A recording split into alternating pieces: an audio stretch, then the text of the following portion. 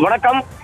கிட்டத்தட்ட 4 மணி நேரத்திற்கும் மேலாக பொதுமக்கள் இந்த பகுதியில் கூடியிருந்தது பிரதமர் நரேந்திர மோடியின் வருகையை பார்ப்பதற்காகத்தான் கூடியிருந்தார்கள்.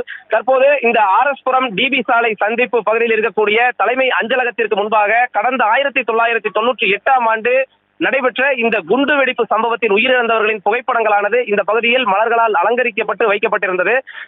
சுமார் 2.5 கிலோமீட்டர் தூரத்திற்கு இந்த ரோட் ஷோ நிகழ்ச்சியில் பங்கேற்று பொதுமக்களின் உற்சாக வரவேற்பை ஏற்றுக்கொண்ட பிரதமர் நரேந்திர மோடி இந்த ஆர்எஸ்-புரம் பகுதியில் வைக்கப்பட்டிருந்த இந்த மலர்களால் அலங்கரித்து வைக்கப்பட்டிருந்த குண்டுவெடிப்பில் உயிரிழந்தவர்களுக்கு ஒவ்வொருவருக்காக தனித்தனியாக மலர்களை தூவி அவர் அஞ்சலி செலுத்தினார். அதைத் தொடர்ந்து இந்த இடத்தில் நின்று 1 நிமிடம் மௌன அஞ்சலியும் செலுத்திய பிரதமர் நரேந்திர மோடி அந்த இடத்திலேயே ஏற்கனவே பிரதமர் நரேந்திர மோடியை சந்திப்பதற்காக பாஜகவினர் மற்றும் மாணவர்கள் என ஒரு 50க்கும் மேற்பட்டோருக்கு ஏற்கனவே அனுமதி வழங்கப்பட்டிருந்தது. அந்த அனுமதி வழங்கப்பட்டிருந்தவர்களையும் நேரில் சந்தித்த பிரதமர் நரேந்திர மோடி சுமார் 2 நிமிடம் அங்கு இருந்த பிறகு தற்போது இந்த இடத்திலிருந்து புறப்பட்டு சென்றிருக்கிறார்.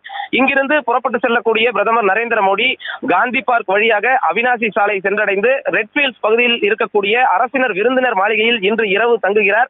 இன்று இரவு இங்கு தங்கியிருந்து கோவையில் இருக்கக்கூடிய முக்கிய பாஜகவினுடைய முக்கிய தலைவர்களுடன் ஆலோசனை மேற்கொள்கிறார். இதைத் தொடர்ந்து நாளை காலை 9:30 மணி அளவில் பிரதமர் நரேந்திர மோடி ரெட்ஃபீல்ட்ஸ் பகுதியிலிருந்து சாலை மார்க்கமாக கோவை விமான நிலையம் சென்று அங்கிருந்து தனி விமானத்தில் கேரளா மாநிலம் பாலக்காடு செல்கிறார். பாலக்காடிலிருந்து பிற்பகல் 12:30 மணி அளவில் மீண்டும் தனி விமானத்தில் சேலம் சென்று அங்கு நடைபெறக்கூடிய பாஜக நிகழ்ச்சியில் பங்கேற்று பேச இருக்கிறார். ஜெயஸ்ரீ.